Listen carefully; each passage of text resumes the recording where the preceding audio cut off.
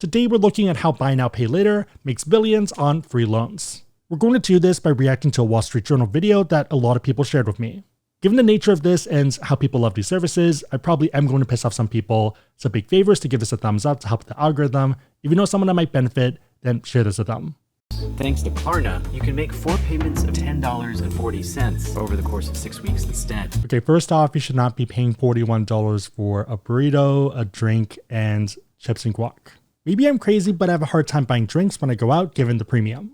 Also probably why I don't use DoorDash that much. Exploded as an alternative to credit cards. We really believe the credit card industry is going the way of VHS tape. Maybe for some people, but I don't think the space as a whole is disappearing. For a lot of us at least, unless we get rewards back or get value back from buy now pay later, I don't see us switching to this. I do see the argument though for subprime cards and the ones that have very high interest, and this is a good alternative. 3 companies make up the bulk of the BNPL market in the US. I didn't actually realize Affirm was smaller than the other two. I thought Affirm had the market share. Afterpay co-founder launched the company to entice more people to make purchases at his jewelry store. It makes a lot of sense, pretty much building a product for yourself. We pay the retailer the next day, and then we take all of the non-payment risk. It pretty much becomes a no-brainer for the merchant because there's no risk, you're getting more sales, and you pass everything off to someone else. The customer is put on a 4-part repayment plan with no interest. Providers also charge the merchants to make the loans available to their customers. So actually kind of pretty similar to credit cards where they're taking a fee for facilitating that transaction and making it easier. So in a lot of ways, you could argue that it is credit card 2.0. Sometimes that's as much as 5% of the transaction value. 90+% of our income is made from the merchant, not the consumer. Up to 5% is pretty insane. So even if you look at other credit card issuers, it's generally in that 2 to 3% range. I guess the rationale for why a merchant would take that though is because they already have the credit card rails, so that's already running, and this is a separate rail in and of itself. So for credit cards, you're already getting prime and super prime customers, and that's working well. So why not get the subprime as well, especially if you're not taking the risk? About 20% of our business today is 0%. About 80% has interest on them. But 80% has interest on it? About 80% has interest on them. That's a lot. So only 20% 0%. That's kind of crazy. I thought it was switched. Afterpay also has a pay monthly option. Customers pay once a month for a longer period of time. There's a simple interest attached to these loans. So I know that buy now pay later is doing well and it's opening up a revenue stream that didn't exist, but it's just funny to me that it's trying to disrupt credit cards even though it very much feels like a credit card. Physical cards are the next big offering from lenders. That could double the potential market. So they're giving me a card. They're approving the limit for that transaction because I'm buying a certain thing. Isn't that just a credit card with a 0% offer? In March, Klarna announced an exclusive deal with Walmart to provide loans to customers. That makes a lot of sense for them. Pretty much becomes big game hunting where you lock down that provider, you have lower rates. I do kind of wonder if it becomes a race to the bottom though, compared to credit cards where you have a lot of merchants and they all kind of work. Outside of Costco, I don't really think there's that many other people that are only on one rail compared to on all 3 or all 4 of them.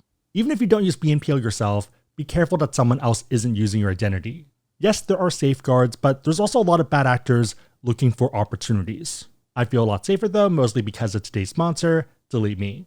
One of the biggest risks with BNPL fraud is account takeover. They target existing accounts, and if it's a very high value one, it might be even worth SIM swapping. If they can pass it to you and have your personal information, then they can go in store and say they lost their phone and that they need a new SIM card. Do me a quick favor. Search for first name, last name, and phone number, or first name, last name, and street name. There's a lot of sites out there that will share things like your full address and even the names of your relatives and birthdays. It's pretty much a dossier of your important information. If you have a lot of assets, then this can be extremely costly. Even if you're a regular person, it's still a problem. You don't want information out there that you don't need out there. There are ways to remove this stuff yourself, but it can take hours and it's not a fun time. Delete Me makes it super easy, and I've been using them for more than a year. In that time, they've reviewed over 78,000 listings from 147 data brokers, analyzing more than 6,000 listings every month in the background. Addresses being the biggest concern for me. Delete Me helps me remove this personal information without me lifting a finger. On average, Delete Me removes over 2,000 pieces of data in your first 2 years. If you want to join me and protect your personal information, then check out joindeleteme.com/AskSebby and use promo code SEBBY for 20% off their US consumer plans. BNPL definitely started with e-commerce retail. As it broadened out, you saw even smaller ticket sizes. I'm actually fine with buy now pay later, especially for something that makes money, but when it's consumables, it's scary. So for example, if you're a photographer or something and you need a specific lens for a specific project, then that may make sense. That's probably cheaper than renting, since maybe a bit out there, but I wouldn't even be against buy now, pay later for things that can appreciate in value. For example, limited edition figurines, or let's say limited run Pokemon cards that have a small supply. And mind you, I think those are pretty dangerous. There still is risk, but at least there's some upside. I think when you're randomly doing other things like Stanley Cups or Elo bottles or something, then it becomes a bit weird. I guess with food, you could argue that if you need to eat, then you need to eat, but then I'd rather do groceries rather than DoorDash. Maybe I'm alone here, but just seems pretty scary. A LendingTree survey found that a quarter of BNPL customers have used them to buy groceries, up from 14% in 2024. That's pretty high. Wow. Like 2023 kind of makes sense because people are still kind of recovering. 2024, it makes sense that it decreased because I think everything became a lot more frothy and better. 2025 is a bit weird. I guess there are a lot of macroeconomic factors coming into play now of price increases and everything there. So it kind of makes sense.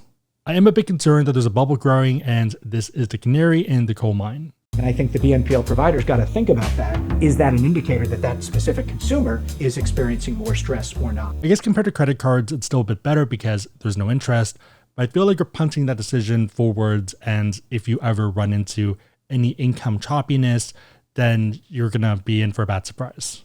More than 2/3 of BNPL loans went to borrowers with lower credit scores. Okay, so that makes sense. They are targeting more subprime, so people that were previously getting the high interest rate credit cards and more of the payday loan style products. So that is better than those products because there's no interest. Yeah, we'll see how that goes long term.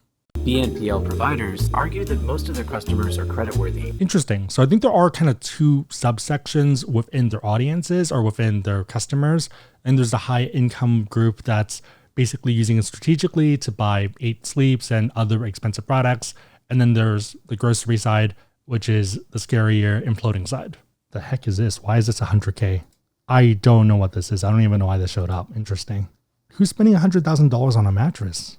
I don't know what's going on. Okay, going to the page that I was intending to go to, it makes sense to me if you're buying something like this, where the cost is very expensive. It's kind of still an investment to your health, so you can still argue it. And especially if you're using it and you're actually not paying interest, then it makes sense. So for example, in this case, it's by Affirm. That works. You're not paying anything more. And for some providers, consumer losses are growing. In May, Klarna reported a 17% increase in consumer credit losses from the year before. 17 feels like a lot. It noted that higher provisions don't mean customers aren't repaying. Really? So in the case of most financial things, higher provision for credit losses usually means increased credit risk, so that they're expecting more unpaid loans or account receivables coming out, or kind of deterioration of credit quality. I guess maybe the other argument is economic uncertainty. If they think more people might default in the future, or things might change, or cost of their servicing might go up or something. But yeah, normally higher provision for losses is a negative thing. LendingTree found that 41% of BNPL users paid late in the past year. 41's a lot. So again, 2022 makes sense. 2023 still kind of makes sense. It's going downwards because everything's recovering again.